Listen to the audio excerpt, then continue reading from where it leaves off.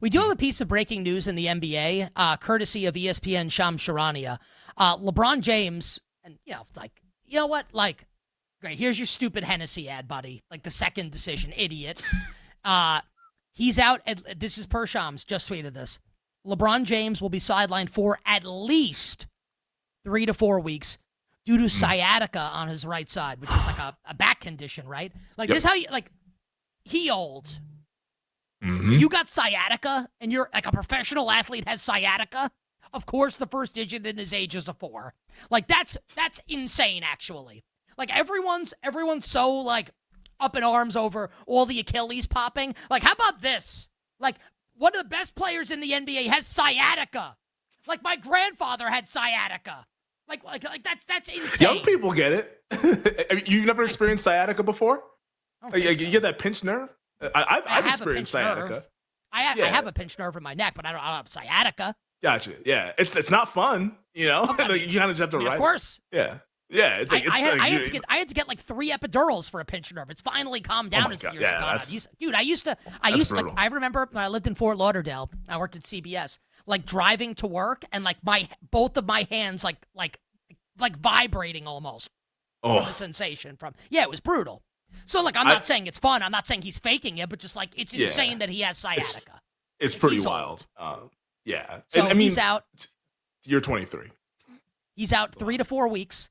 He's going to miss the start of the season. So, season starts in a little less than 2 weeks. So, he'll miss the first 2 weeks of the season, basically. And this is at least 3 to 4 weeks. Maybe it'll be longer than that. So, here's the Lakers' schedule to start the season. So, the Lakers' first game of the regular season – it's opening night. It's the 21st. They host the Golden State Warriors. It's a good one. No LeBron. Then on the 24th, they welcome in the team that tortured them and destroyed them in the first rounds of the playoffs, the Minnesota Timberwolves. Then the Kings on the 26th, Blazers on the 27th. Okay, like they could beat those teams. Then the Wolves again on the 29th, the Grizzlies on the 31st. They get the Spurs on November 5th. Like this is not it's not the most difficult schedule, but it's also not the easiest schedule. And it might not be LeBron's team anymore. Like, it might be Luca Doncic's team, right? But, I mean, LeBron's the second best player on the team, like, with a bullet. It has the ability to be the best player on the team on any given night. Their win total is 47.5. I don't know. That kind of gives me a little bit of pause on thinking the Lakers could win 50 games this year. If he's going to miss, like, the first 3 weeks of the year, he's super important to what they're trying to do. Do you think in a weird way, though, and this might sound like galaxy brain, but, like, hang with me. I already know it is.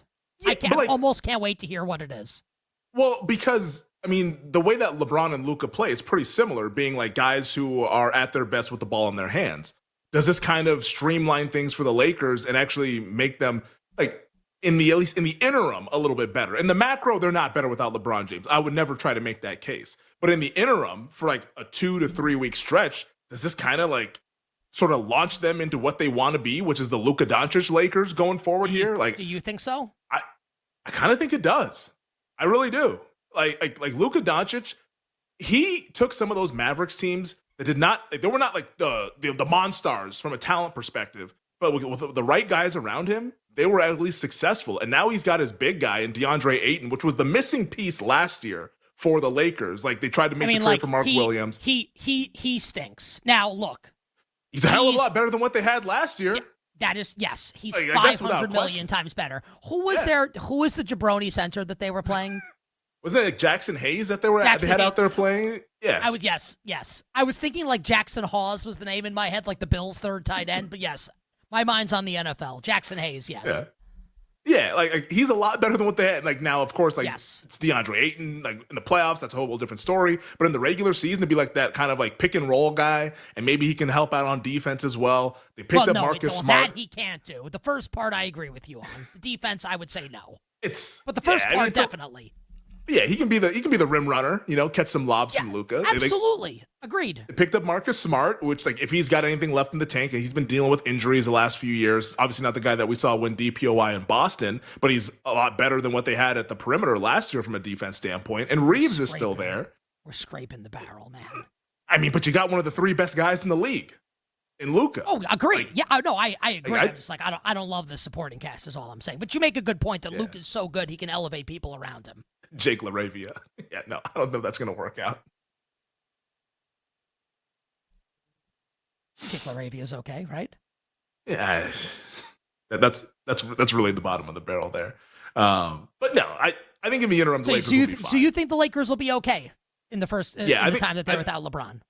I think their issues actually come up when LeBron like comes back and then starts doing the passive aggressive stuff. That's where the issues come up. And I'm saying this as someone who loves LeBron James, like one of my favorite athletes ever. But like, I think we kind of know how this is going, right? Like with this like whole like succession plan to Luca Doncic. He's no longer the guy. This has been brewing since the summertime. Like, yeah, that's where I think the issues come up around January, which is usually what happens when LeBron gets a little bit passive aggressive. I galaxy brain stuff all the time. Be honest. Do you think that you galaxy brain that? Like you were basically like, let me tell you why it's good that LeBron's out. See, no, like you I don't did, think like you can be right, but you did do that. Partial. I will say this: it's galaxy brain adjacent. I don't think it's full galaxy brain because I said in the macro they're worse off without LeBron, but in the interim, starting off, I think they can make it work. I think if you tried to say this in a court of law, it would get like thrown out. No, it's not. That's I don't think like the judge would permit you to say that. Luca's in shape now, man. You see, he's at that Euro basket. I'm not saying Luke is. So what you were saying is that. So they're not okay. I want to make sure I get this right. So they're not better without LeBron, but they are better without LeBron. In this stretch, they are better without LeBron. But once we talk about the totality, the macro, start factoring in postseason, that's when they're going to need LeBron. But for a 2 to 3 week stretch, I think they're fine, man. This is how they want to play anyway. Is there, and like, I don't know the answer to this question. Is there any way, like the win total is not, could it move like down like a half win off of this? It won't be like a full, but could it move at all? I don't If LeBron's out for a month? If we get more reporting, let's say next week Shams comes back and says, keep in mind, hey, like, this is going to be like least, 4 to 6. It's at least 3 to 4 weeks. Yeah. He's 40.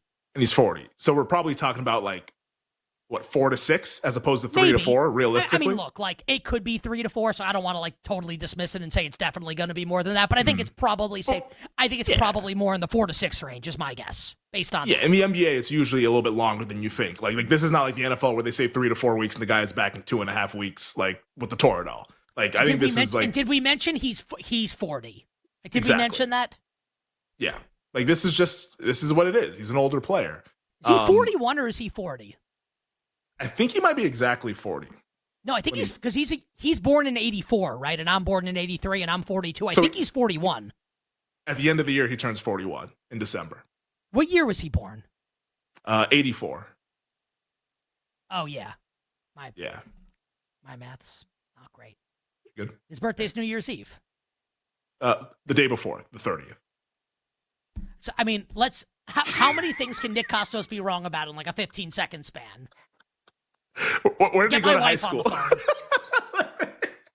Oh, well, obviously, Farragut Academy, of course. Yeah, exactly. Yeah, his teammates with Kevin Garnett. Yeah. Right. I hope people, if you're a big enough sports fan, then you really appreciated the last like 10 seconds of the show. If you're not, then I'm sorry. That went over your head.